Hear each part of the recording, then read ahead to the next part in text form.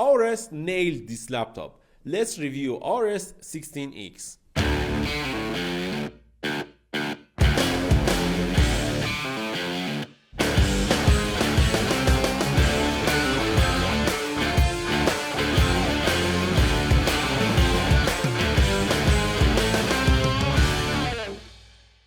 Gigabyte AORUS 16X is one of the best mid-range laptops and most powerful laptops in the market right now, and I like it. It gave me one of the best experiences I've ever had with a gaming laptop. So let's talk about it. I will start with the body and chassis design. The body and overall chassis of the laptop, the shell and the keyboard deck, all made from plastic. It's a good plastic, and the lid is made from aluminum, and it feels great. There is some RGBs in the laptop, like in the keyboard and on the back, which can show AORUS logo behind the laptop, which is cool. And you can also change the RGB lighting for that logo through Gigabyte Control Center app, which is cool. About the keyboard, keyboard has 4-zone RGB, which is good and it feels great. I like it. It has good travel, it has good tactility and clicky feel to it, and I like it. But there is a little problem with it. It has a small keys and my hands are big. Because of that, it's kind of annoying for me, but you can get used to it and it is okay. One thing I should note that thanks Gigabyte, thanks AORUS to give us right control key beside Copilot key, because every manufacturer is removing right control and they are replacing it with Copilot key, which is not cool because we need right control, and this is a good addition for this keyboard. But the keyboard is not appealing to everyone. Why? Because there is no numpad keys on the right, and some people may find it annoying, but it is fine for me at least. The trackpad is huge. It is glass trackpad and there is some texture to it. I like it, and I can say this is one of the best trackpads in any gaming laptop to date, which is good. About the ports, port selection on this laptop is kind of good. It has 2 USB Type A ports at 10 gigabits per second speed, 2 USB Type C ports, one of which supports Thunderbolt 4 with DisplayPort 1.4 and 100 watt Type C charging, and the other one capped at 10 gigabits per second and DisplayPort 1.4. Which means beside HDMI 2.1, we have 2 other ports to get display output, which is good. And also we have RJ45 at 1 gigabits per second, which is good. And there is charging ports that can charge this laptop up to 240 watts. The charger size is okay, but it could be better. And also we have micro SD card, which is a useless card and no one will use it. And I hate it because instead of this micro SD card, we could have one Type C or Type A port, which all of us can use. And this is the only downside of this laptop, I think. But there is one other downside, which is the heaviness. The weight of this laptop goes over 3 kilos with the charger, which is not ideal for portability, but it is okay. And I can say most of the laptops with this spec and in this category are weighed around 3 or 3.2 kilograms, which is not ideal, as I said, for portability. And if you want to buy this laptop, consider having some problems with the weight. Overall, I can say I like this laptop in this section and I can give it an 8 out of 10 score. I took 1 for heaviness and 1 for micro SD card. Okay, let's talk about display. The display on this laptop is a 2.5K 165Hz refresh rate display, which is good. It has 100% sRGB color coverage, more than 75% Adobe RGB color coverage, which means if you want to play games and edit your videos, photos, or anything like that, this laptop can handle anything for you. This is one of the best screens I've ever seen. But I saw other reviews like Jarod's tech review with this laptop, and they said they measured more than 500 nits of brightness, and I can see it has almost 500 nits of brightness because my laptop has 500 nits of brightness display, and this is like the exact display to my laptop. But Gigabyte in their own site claimed that it has 400 nits of brightness. I don't know why, but we should say as Gigabyte said. It has 400 nits of brightness, which is good.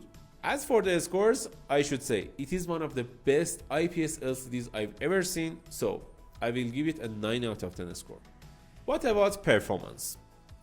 The CPU and the GPU in this laptop is one of the best. It has Intel Core i9-14900HX 24-core CPU alongside NVIDIA RTX 4070 at 140 watts TGP. It is the max TGP 4070 can have.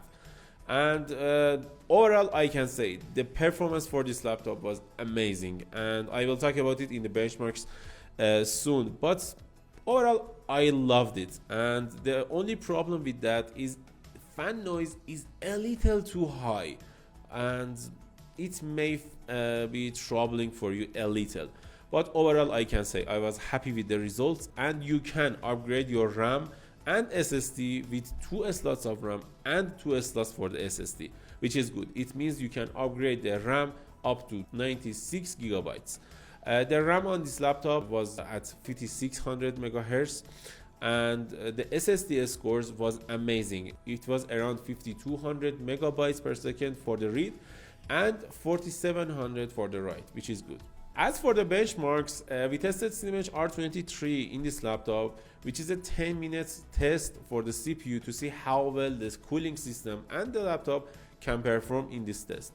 And it gave us around 26,000 scores, which is nice, and it is one of the best scores we've ever seen in any laptop. It means this laptop is capable of doing a lot of things.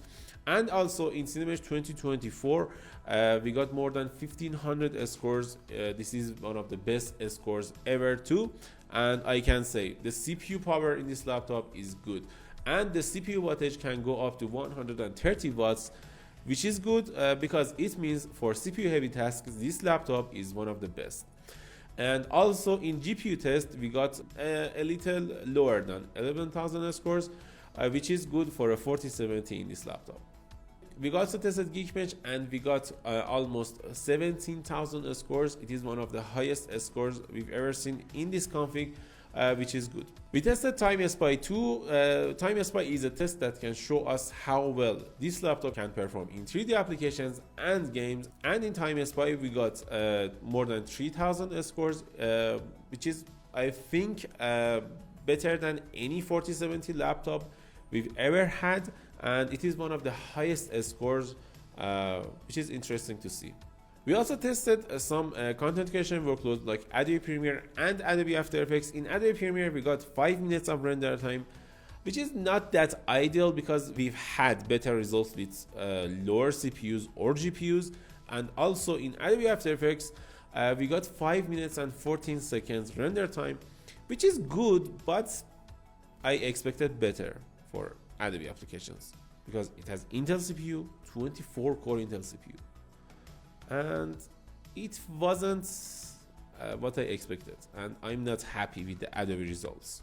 We also tested some games in this machine like Rainbow Six Siege, like Cyberpunk 2077, and in Cyberpunk 2077 we can easily get playable frame rates without any problem at 2.5K resolution. As you can see on the screen, we tested this laptop in preset Ray Tracing Ultra plus frame generation in DLSS, Ray Tracing Ultra plus frame generation in FSR3, preset Ultra with FSR 2.1, and a customized preset with Ray Tracing Ultra without any help from AI like DLSS and FSR.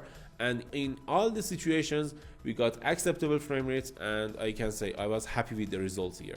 We also tested Rainbow Six Siege on this machine in 4 different scenarios, like in Ultra preset, High preset, Low preset, and Ultra in FHD Plus. And in all situations, we got more than acceptable frame rates, but I should say lowering your resolution is not gonna help you in all games. Like in Rainbow Six Siege, as you can see on this screen, in Ultra preset we got 140 frame rates minimum, and in Ultra FHD Plus we got 91. Why? Because the pressure on the GPU will transfer from GPU to CPU, and it will affect your performance.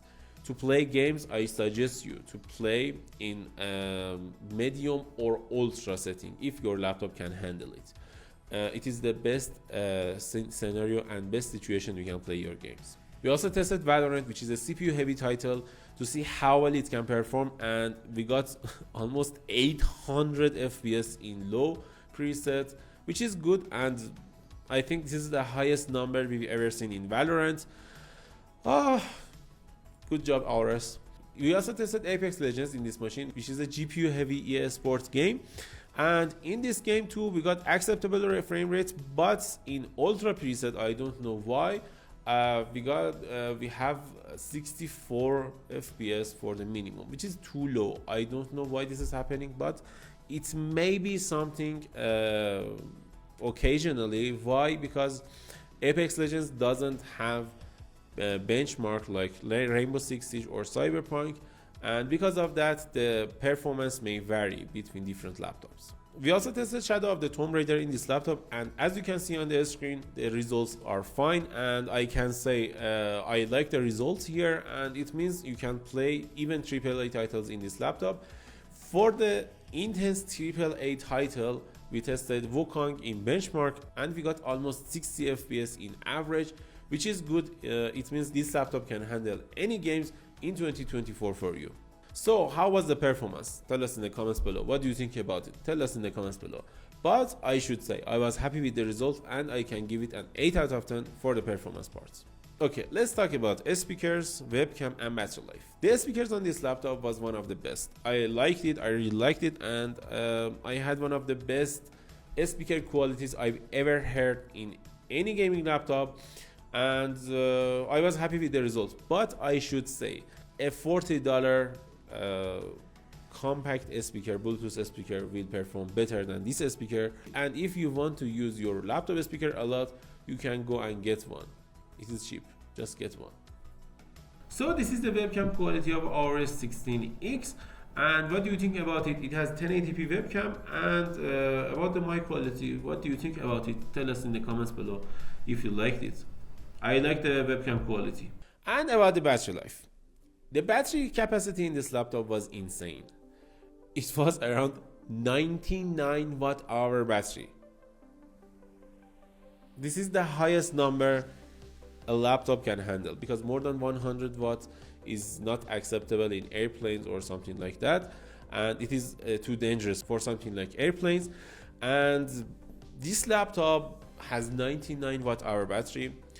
Even though it has a 4900 HX CPU and 2.5K screen, it gave us around 7 hours of battery life, which is insane, and I like it. I like the battery performance for this laptop, and you can get through a day not in easy way. You should lower your brightness, and you can't do heavy tasks in this laptop if you want 7 hours of battery life, but you can get this amount of battery life in this laptop, which is good.